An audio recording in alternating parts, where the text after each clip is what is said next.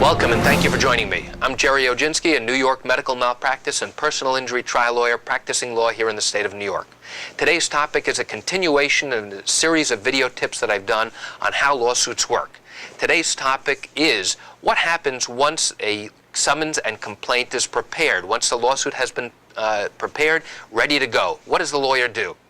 The lawyer takes that paperwork and goes into court with a check to pay a filing fee and obtains a number, which is an identification number known as an index number. And they write that index number onto the summons and complaint, and now that identifies your lawsuit to the court and anyone else who wants to look at the court information or court file. The attorney must now take copies of the summons and complaint with your identification number and serve it. Deliver it to the doctors or the hospitals that are involved in your particular case. And they do that through the use of someone known as a process server. That's someone who's licensed in New York to deliver papers in a particular legal fashion. Sometimes you can't serve the person personally, and you have to serve them by what's called substituted service. You may not find them at home or in their office, so there are specific ways on how to leave the paperwork so that that person receives timely and proper notice.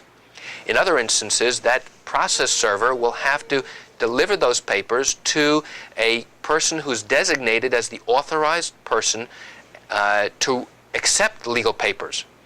Or they may have to serve the Secretary of State in order to accept papers on behalf of a corporation.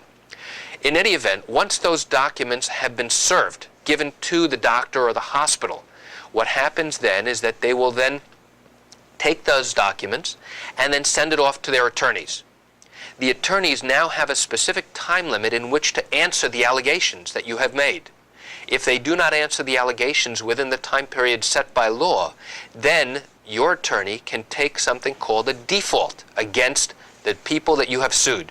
And what that means is that if you have served the lawsuit and you have served the people in the proper manner and they have not answered in the timely way, you have the ability, through your attorney, to get an automatic win. Same thing if you're playing baseball and the other team doesn't show up, you get an automatic win.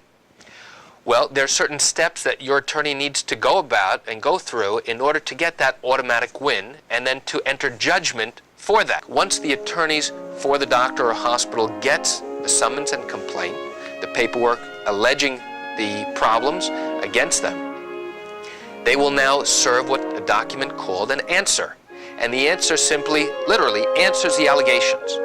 And in all the years I've been doing this, I have never seen allegations answered where they admit anything.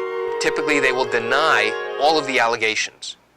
And that sets up the process for the discovery of what went on during the case. So we await an answer from the attorneys, and we must wait for all of the answers from each of the parties that you have sued. We cannot go forward until everybody has answered.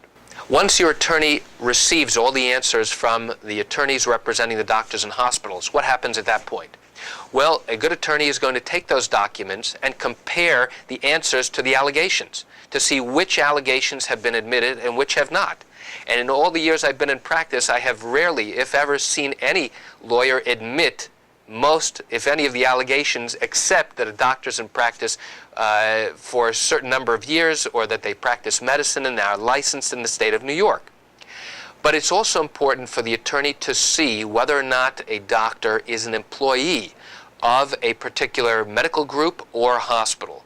And that's important for a legal analysis to determine whether or not a corporation or a hospital is vicariously liable for the doctor. And what that means is that if a doctor is employed by a hospital, that means that their employer, the hospital or the professional corporation that they work for, is technically responsible for the employee's actions. And that's a very important concept in law. It's called vicarious liability. And your attorney will know that concept and look to see whether or not he's an employee or owns the business, and that's important to go forward. Some clients come into the office and think that simply by filing a lawsuit, once the attorneys answer the complaint, that ends the case because they will recognize how severe and significant your lawsuit is and automatically throw their hands up and say, "You're right, we admit it, let's settle this case right now," and that's the end of it. Well, I've been doing this now almost 20 years and I've never seen that happen. So I want to dispel the myth that a lawsuit will be over at the point that you start the lawsuit. It just doesn't happen in the state of New York.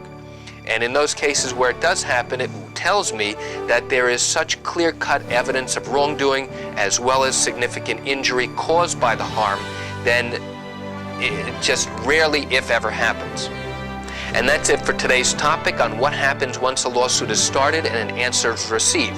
I hope you'll join me for the next video tip on describing how a lawsuit works and what happens afterwards once the answer has been received. Where do you go from there? Thank you for joining me. I'm Gerry Oginski. Have a great day.